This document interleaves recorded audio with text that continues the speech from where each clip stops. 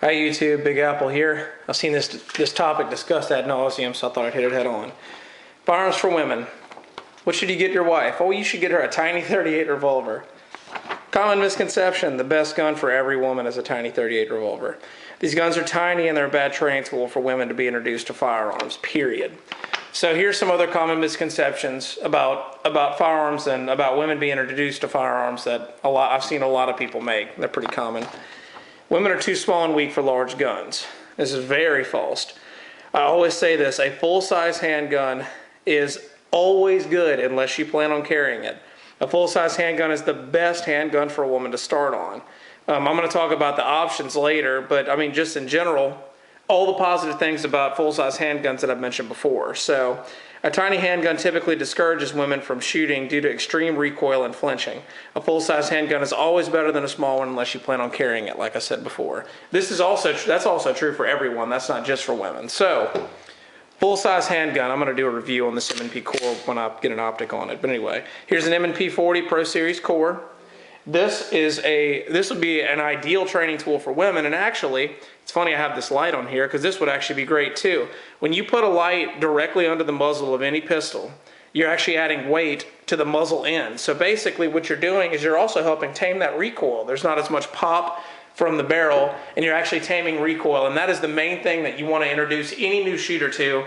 From the beginning, you want to get them used to recoil. So it's best to start them on something that's really small, really small in caliber, excuse me, not a small gun, but something small in caliber, like a 9mm or 22 for the very beginning. But then again, I'm going to discuss why this isn't that bad of an option either. But compared to a tiny subcompact gun that has a lot of snap, a regular full-size handgun would work, or I'm going to elaborate on this Ruger too, because I know that's considered a compact. So women cannot rack the slide with a semi-auto. Also a false idea that's perpetuated. When using the proper technique, you utilize the proper muscles and distribute the weight of the recoil spring to not overwork a single muscle. And I'll talk about what I mean by that. So proper handgun technique, and I'm going to share this. Point your thumb towards your chest. This is on your non-dominant hand, your sport hand. Grab the slide with your palm and fingertips and forcefully push the handgun from your weak hand grip. So I guess I shouldn't put weak hand, support hand, but this is the proper racking technique. So and women should also have a round chambered if they plan to carry it anyway. I'm going to address that in my video. But anyway, so proper racking technique, okay? I'm right hand dominant, so this is my dominant hand. Left hand's my sport hand. I see so many people try to rack like this. And what you're doing here is you're putting all of the weight of that on your forearm. All the weight of that slide is on your forearm, okay? When you rack properly, thumb pointed towards you, grab the slide with your fingertips and your palm and forcefully push the gun away from you, okay?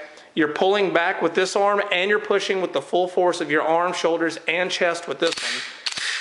You're also ensuring that you're getting a proper rack. So on any gun, same thing with this little Ruger. You forcefully push it away from you. So if a woman actually learns the proper technique for racking and that they learn that from the get-go, that would be a lot less of an issue because they wouldn't have to worry about all the strength in their forearm to rack a gun like this.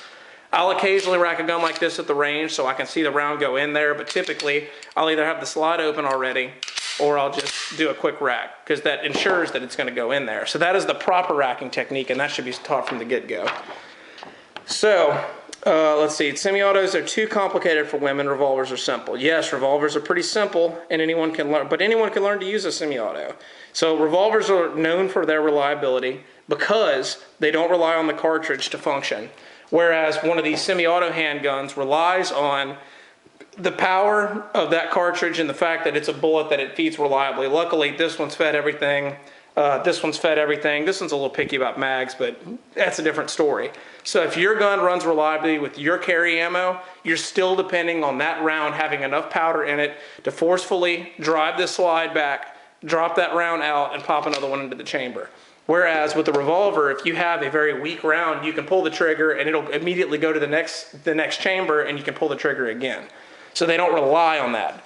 But revolvers are still mechanical. They can still have mechanical failures, but they're a little less likely to because they don't have as many moving parts, not as many parts fully in motion like this has the slide and everything. But that's also a little bit overblown. Oh, get a revolver because it's the most reliable thing. Well, if you test your gun for thousands of rounds and it runs fine, the chances of it malfunctioning when you really need it are probably pretty small, unless you limp wrist it or something like that. But you should always train with your carry gun anyway.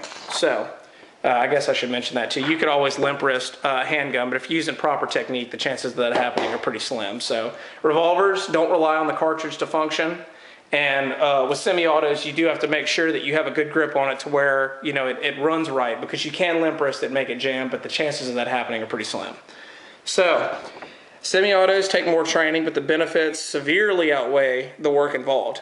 You get more ammo. They're typically easier to shoot. They have a lower bore axis, so there's less felt recoil. They're typically lighter, because a lot of revolvers I've seen are all metal. I mean, the LCR and the Smith & Wesson Airweight are exceptions, because they're both lightweight. They're meant for carry, but typically they're lighter. You typically have better sights on a semi-auto, and you also have a rail, so you have the ability to add a laser or light. I'm mainly referring to all these things in terms of a carry piece, because a full-size revolver wouldn't be bad to start a woman on either. But then again, your grip is going to be a little bit different on a revolver than it is on a semi-auto. So when I grip a semi-auto, get a good grip here, bring this guy up, and my thumbs are really far forward. If I did that with a revolver and my thumb was really far forward in front of a cylinder, I would risk my thumb getting burnt really, really bad, or possibly blown off if it's something huge. So when you're shooting a revolver, you have to change your grip and bring your thumbs back here. So when if you do train them on a full-size revolver, which isn't bad, you still need to make sure that you treat them the proper way to shoot a revolver, because shooting a semi-auto is a little bit different. But if you start them on a semi-auto from the get-go, then that kind of expands their horizons a little more, and they benefit from these things that I listed here. So your question, so where do I start her? Well, a full-size .22 rifle or pistol would probably be ideal, because those have very little recoil and they're cheap to shoot, or at least they used to be. But don't hesitate to try them on something full-size in 9mm or 45. I have 45 as a small exception. Refer to my video, Caliber and Felt Recoil. I wouldn't hesitate to teach a girl how to shoot 40 on this gun. But like I said in that video, 40 is a high pressure round, so typically the slide speed is going to be increased and you're going to have a little bit more snap. But you can also counteract that by putting a light on it, or having a full-size handgun like this one, especially this Pro Series with the 5-inch barrel. So the more weight you have at the muzzle, the less muzzle flip you're going to get, whereas this Ruger has less weight at the muzzle. If this was an SR40C, that probably wouldn't be a good place to start them off with. But since you have the option of using a full-size mag here and getting a full-size grip, then they can work really good. That would work really good in teaching them recoil management. So also, you should let her choose her own gun. I've seen a lot of men say, I need to get my wife this, I need to get her that. Take her to the store with you. Let her look at some things. Take her to the range. Let her shoot what you have. Let y'all rent some if you need to. But comfort is very important, and what works for one person may not work for another. So you should always make sure that she's comfortable with the gun. If you get something that she doesn't like holding, then she may only use it whenever she really, really needs it, and that means she's not training, and she should be training. So my trainers I have listed here: Beretta 92, Ruger SR9C, Smith & Wesson M&P, and Smith & Wesson 1911. The only one I don't have up here is the Beretta right now. But all three of these handguns would be pretty good for training women. I've taught some girls how to shoot on this gun here. Okay, you might say, oh, 45, it's big. 1911, it's big. But it is heavy, and that is good. Good. Heavy is good. The only time heavy is not good is if you plan to carry it. So a 45 with this much weight is going to absorb a lot of this recoil. This also has a very, very slim grip, which is good for women. That is another big thing you need to look at when you're choosing a woman's first gun, is you need to look at how big the grip is around. This one's got interchangeable grips. I have the large one here, but they do have a small one available.